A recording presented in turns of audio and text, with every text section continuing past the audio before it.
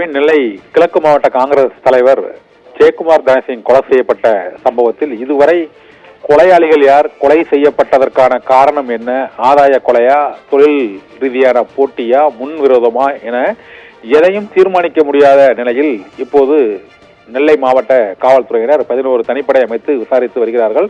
இந்த சூழ்நிலையில் 30 பேருக்கு சமன் அனுப்பப்பட்டிருக்கிறது. இதில் ஜெயக்குமார் தனசிங் 2 கடிதங்களை எழுதியிருக்கிறார். அந்த கடிதங்களில் பலரது பெயர்களை குறிப்பிட்டு அவருக்கும் மற்றும் அந்த நபர்களுக்கும் இடையேயான கொடுக்கல் வாங்கல் மற்றும் கடன் தர வேண்டிய தொகை மற்றும் இவருக்கு கிடைக்காத தொகை, ஏமாற்றப்பட்ட தொகை, மேலும் நமது உயிருக்கு ஆபத்து நேர்ந்தால் யார் யாருக்கெல்லாம் அதற்கு தொடர்பு இருக்கக்கூடும் என்பது உள்ளிட்ட பல்வேறு தகவல்களை அந்த கடிதங்களில் அவர் தொடர்ச்சியாக எழுதியிருக்கிறார்.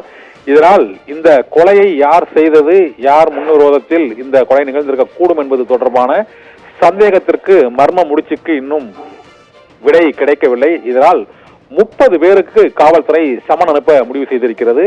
இதில் சட்டமன்ற உறுப்பினராக உள்ள ரூபி மனோகரன், முன்னாள் காங்கிரஸ் கட்சியின் தலைவர் KV தங்கபாலு மற்றும் முன்னாள் மத்திய அமைச்சராக இருந்த தனுஷ்கோடி ஆதித்தன் உள்ளிட்டோரிடமும் விசாரணை நடத்தப்பட்டு இருக்கிறது. இது தவிர அவர் கடிதத்தில் குறிப்பிடப்பட்டுள்ள பல்வேறு நபர்களுக்கும் இந்த சமன் அனுப்பப்பட்டிருக்கிறது.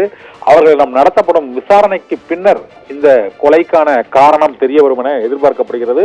இருந்த போதிலும் உடல் கண்டுபிடிக்கப்பட்டு அவர் காணாமல் போய் 4 நாட்களுக்கு பிறகு உடல் கண்டுபிடிக்கப்பட்ட சூழ்நிலையிலும் இன்னும் கொலையாளிகளில் ஒருவர் கூட கைது செய்யப்படவில்லை என்பது அந்த கட்சியின் நிர்வாகிகள் மற்றும் ஜெயக்குமார் தனசிங்கின் உறவினர்கள், குடும்பத்தினர் உள்ளிட்டோரிடமும் ஒரு வெறுப்பை ஏற்படுத்தி இருக்கிறது. இந்த கொலையை செய்தவர்கள் யார், கொடூரமாக கொலை செய்து அவரது தோட்டத்தின் பின்புறத்திலேயே அவரது உடலை எரித்தவர்கள் யார் என்பது தொடர்பாகவும் பல்வேறு சந்தேகங்கள் நிலவுகின்றன. அவர் கைப்பட எழுதிய கடிதத்தை நம்ப முடியுமா, அந்த கையெழுத்து அவருடையதுதானா என்பது உள்ளிட்ட பல்வேறு கட்ட சோதனைகள் மற்றும் விசாரணை நடவடிக்கைகள் தொடர்ந்து மேற்கொள்ளப்பட்டு வருகின்றன. இந்த சூழ்நிலையில்தான் அவரது மகன் கருத்தையாவிடமும் காவல்துறையினர் விசாரணை நடத்தி வருகிறார்கள். ஏனென்றால் அவர் நடத்திய பல்வேறு கான்ட்ராக்ட் மற்றும் கட்டுமான பணிகளுக்கான தொகைகளை வாங்குவதில் கருத்தையா ஆர்வம் காட்டியதாகவும், இதனால் தந்தையின் மீது அவருக்கு கோபம், வெறுப்பு இருந்திருக்கிறதா அல்லது அவருக்கு தெரிந்தே ஒரு சிலர் இந்த தொழில் போட்டி காரணமாக இந்த கொலையை செய்திருக்கிறார்களா?